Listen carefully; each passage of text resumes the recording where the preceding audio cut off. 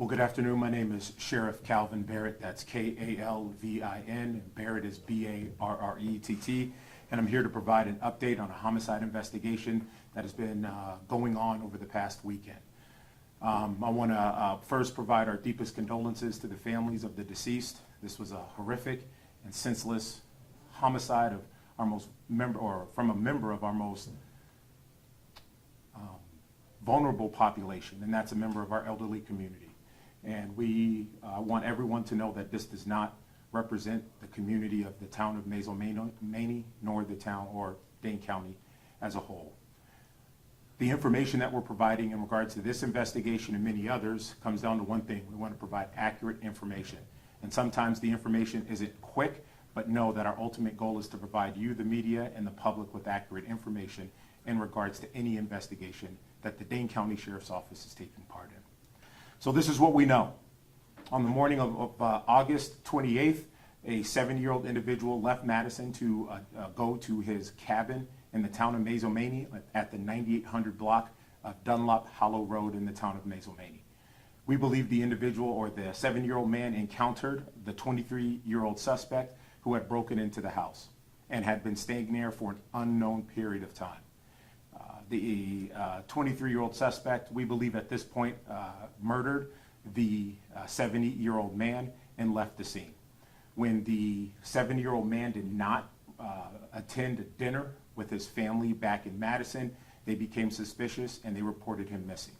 They eventually went up to the cabin and found him deceased inside of the cabin. Our Dane County Sheriff's Office deputies arrived on scene and immediately noticed the circumstances to be suspicious through their investigative tools.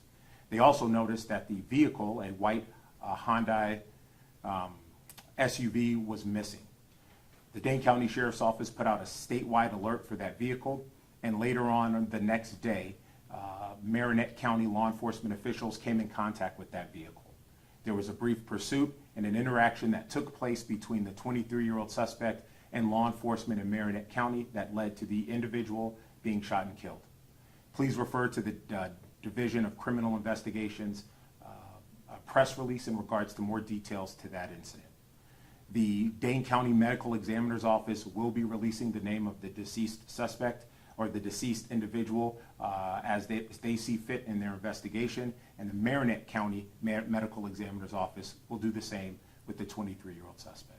We will continue this investigation as it moves on. We will continue interviews and uncover any details or any facts so that we can determine exactly what happened and why we had to respond to the loss of a 7-year-old life.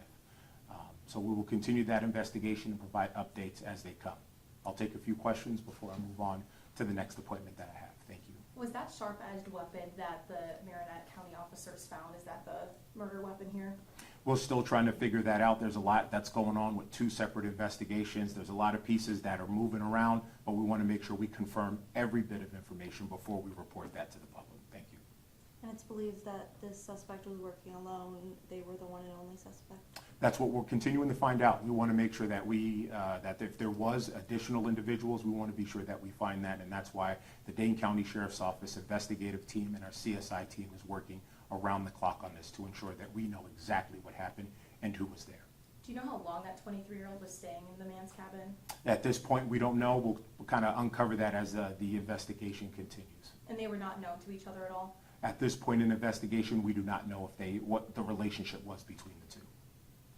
Can I comment on that quick turnaround? I mean, you put an alert out for this car and then they found it the next day.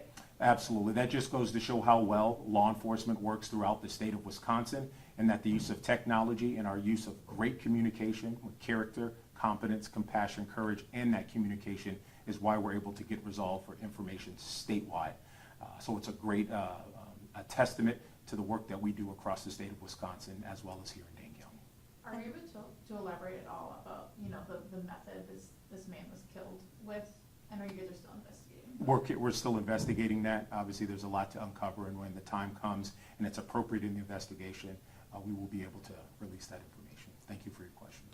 And this is not a neighboring county. You often don't maybe work with them. So how is this relationship between the counties working on this investigation? Throughout the state of Wisconsin, the law enforcement works very closely, whether it's a police agency, whether it's a sheriff's office, or whether it's the DNR. We all work very closely together because we want to keep and maintain the peace in our communities, and we'll continue to do that. And are you still in communication with the family? How are they doing? Yes, we have been in communication with the family. They're dealing with a very difficult loss at this point, but know that the Dane County Sheriff's Office and all of the resources we have here in Dane County are here for them. And our ultimate goal right now is to provide them with justice and answers to this senseless crime. Excellent. Well, thank you guys again for your time. You guys have a great day. Thank you.